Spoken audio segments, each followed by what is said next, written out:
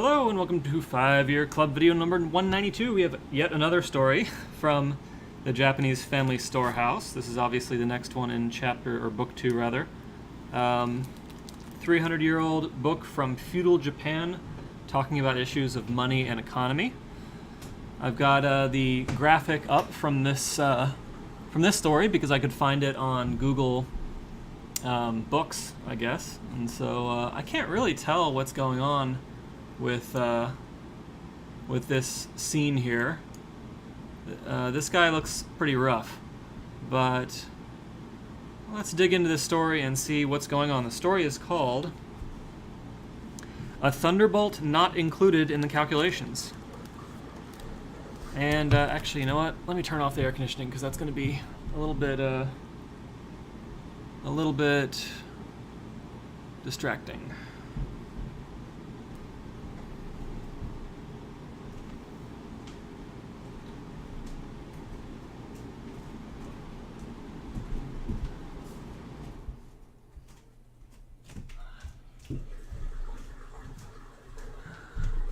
Alright, gotta creep around because it is a hot underwear day in San Jose. Oh boy. Alright, let's go. So a thunderbolt not included in the calculations. Pint-sized pots, even if dipped beneath the rippling waves of Lake Biwa, will hold no more than a pint. In the town of Otsu, there lived a soy sauce peddler named Kibeji. Otsu, which is not only a shipping port for the northern provinces, but a stage on the Tokaido, is a picture of prosperity and bustle. As relay horses and palanquins are changed, freight carts rumble along the streets and porters labor beneath their loads. Even a shopkeeper who specialized in snake meat rice rolls, miniatures carved from devil's horns, or similar rarities, would have no difficulty here in finding customers.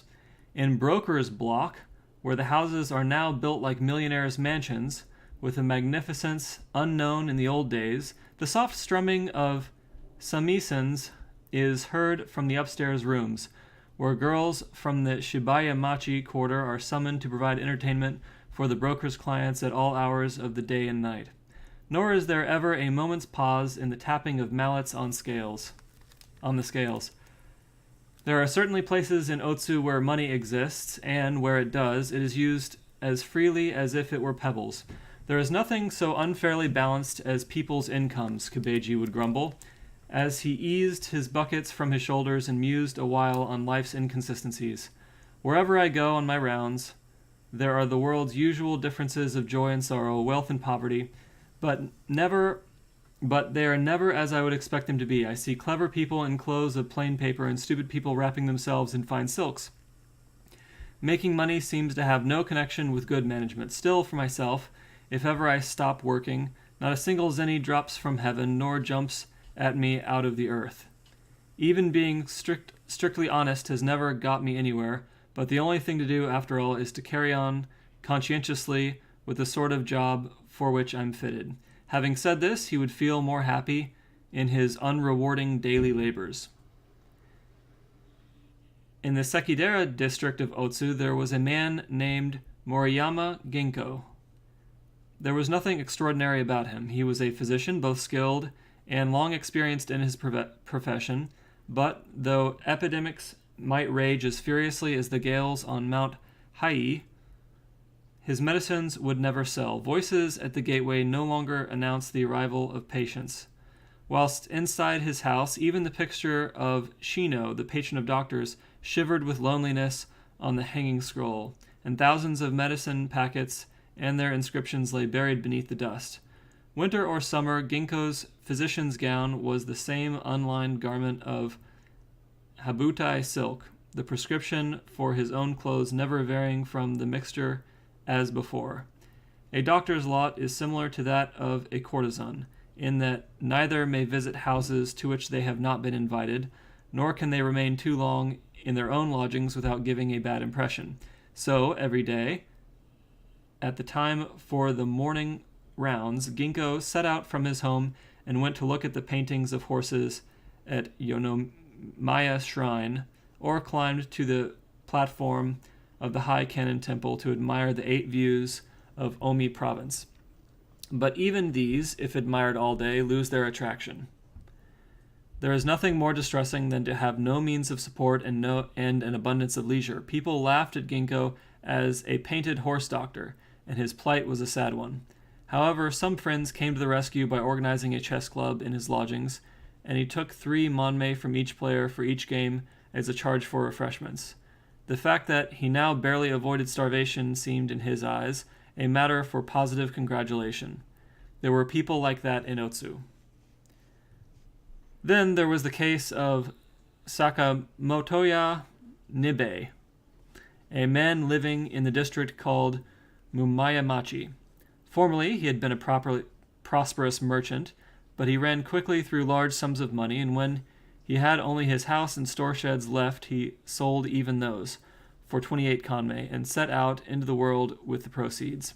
After trying 24 or 5 different types of trade, and having, in the process, emptied his pockets of every penny he possessed, he at last had no idea what to do next.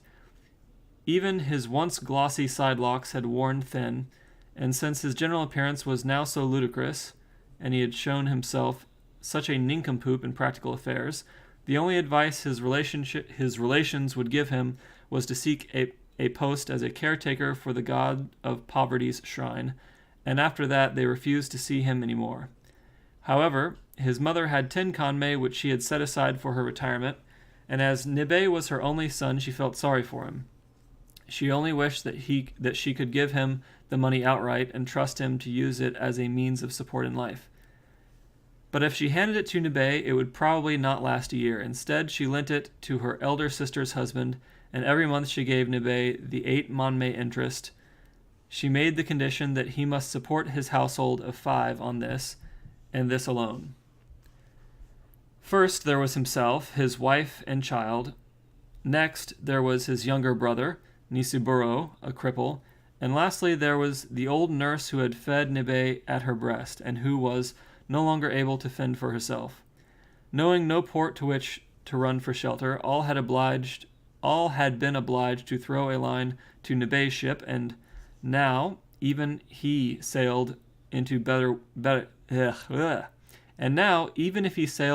weather, there was not one of them whom he could cut loose and send off alone.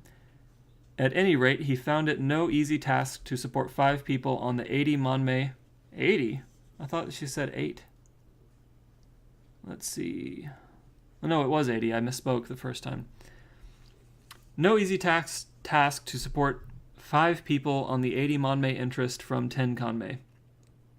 The money was collected on the first of each month. The rent of 5 monmei was put aside. The necessary stocks of clean hulled rice, bean paste, salt, and firewood were purchased, and after that it was pickled vegetables with every meal. They could afford absolutely nothing more. When bream were at their cheapest in the 3rd moon, or even when mushrooms sold at 2 fun a pound, they could only feast their eyes in the shops. If they were thirsty, they drank spiced warm water. In the middle of the living room, a solitary oil lamp was lit, and promptly at bedtime it was extinguished. Let the rats romp as they might. That's another really good quote. Let the rats romp as they might. It's kind of like a fuck it quote. Fuck it. Let the rats romp as they might. Pickled whale skin. All right, we will continue. They made no special festival clothes for Bon or New Year, but disciplined themselves to a calendar of unrelieved economy. For recreation, they twisted paper chains. Discomfort was their lot from dawn till dusk. Yet there were some, with better heads for business, who supported families of 7 or 8 on less than 100 monmei, and passed the annual reckoning day with ample to spare. There were also sharp people like the widow in Matsumoto village. She dressed her only daughter in a loose-sleeved fawn kimono and traveler's reed hat, and set her out to beg alms for a runaway pilgrim to ice, mimicking some distant provincial accent which she had practiced for the occasion. It was like hawking the ice goddess herself. But the two of them had earned their living now for some 12 or 13 years by the constant repetition of this same deceit. Then there was the Ike no Koa needlemaker. People had always thought his means were as slender as his needles, but one day it was learnt that he wished to marry his daughter into a Kyoto family, and the old woman who acted as marriage broker rushed here, there, and everywhere with the tale that he was prepared to give a dowry of 2,000 chogen. And she added, confidently, that if pushed he might raise it to 100 kanmei. What's the difference between 2,000 chogen and 100 kanmei? I don't know. Guess I gotta look that up. Maybe that's its own videos, how these currencies are split up. The whys and wherefores of people's money are things you can never begin to understand, Kibeji would say. Even here in Otsu, they are all jumbled up.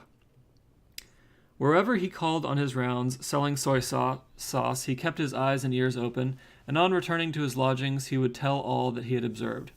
Kibeji's wife was an extremely efficient woman. She kept her children neatly clothed. She never borrowed from others. She started laying in next year's stocks from the beginning of the 12th moon, and since her idea of happiness was to keep herself ever free of visits from men with bills at New Year, she settled all her accounts in good time. But when she trotted up her store of coins year after year, though there might sometimes be a remainder of 7 monmei, 5 or 8 fun, 7 monmei, 5 or 8 fun, sometimes 7 monmei, 6 fun, or sometimes 8 monmei, 8 or 9 fun. Never had she passed the turn of a year with so much as 10 monmei in hand. The pattern of the household's finances was as unvaried as if stamped from a woodblock. One year, on the night of the 29th of the 12th moon, even as she was praying to a block print of the god of luck for larger profits next year, crash! Down from the overcast skies, hurtling a winter thunderbolt. Down from the overcast skies hurtled a winter thunderbolt, and her one and only cooking pot lay smashed in smithereens. There was no point in crying over it, and as she needed a pot immediately, she bought another. But at the end of this year, she found herself short by the price of the pot, and as she had bought a total of 9 monmei's worth of goods on credit at a score of shops, at last she heard the shouts of debt collectors at her door.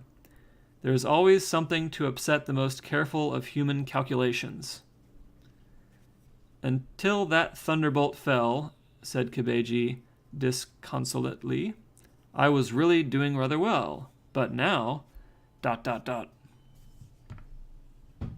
All right, well, I guess this is a clear emergency fund story at the end, is that you never know when a lightning bolt's going to come down and shatter your favorite necessary cooking pot.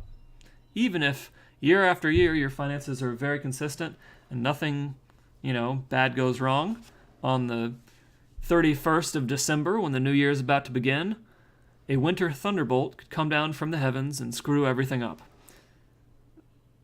Therefore, you better save some money for that cooking pot incident. And I guess the rest of this story is kind of like you don't know what people's finances are by looking at them from the outside.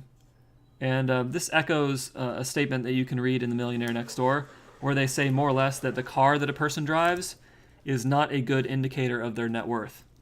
And little facts like 80% of BMWs are leased. So if somebody has a BMW, that doesn't mean that they've made wise financial decisions. Okie doke. Well, that was it for 5 Year Club video number 192. Hope you enjoyed it. Hope your cooking pot is safe from lightning. And have a fabulous rest of the day.